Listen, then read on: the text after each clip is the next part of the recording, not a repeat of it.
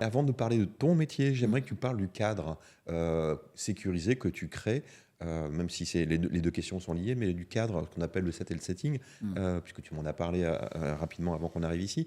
Mmh. Est-ce que tu peux expliquer en quoi c'est indispensable et en quoi ça distingue cet usage thérapeutique d'un usage qu'on va appeler récréatif? Ouais.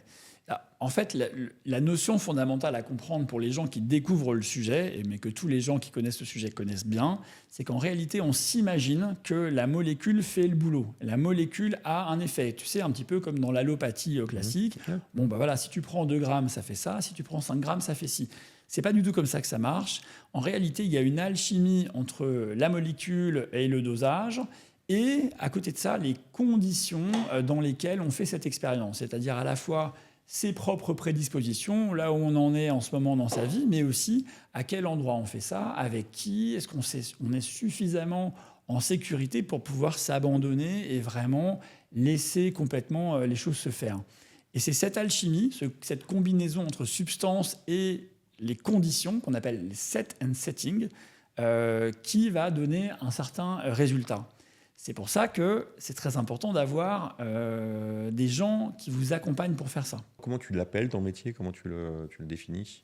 Alors, en toute humilité, parce que en fait, moi, je couvre qu'une partie de ce métier, mais je suis plutôt, j'ai un positionnement d'entrepreneur, donc j'ai ouvert cet institut, Ouais. je me suis formé.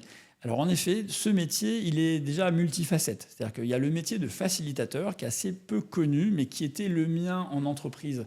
Je me suis toujours positionné en tant que facilitateur et pas juste consultant, Ouais. c'est-à-dire que le facilitateur, son boulot, si ça vous parle, c'est de créer un espace.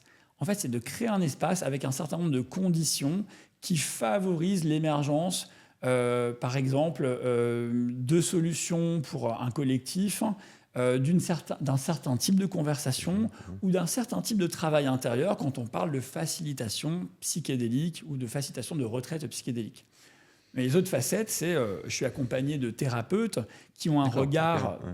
plus fondé sur les études qu'ils ont fait, l'expérience qu'ils ont, des nombreux cas de gens qu'ils ont accompagnés dans des situations de trauma, de dépression, de dissociation, et j'en passe.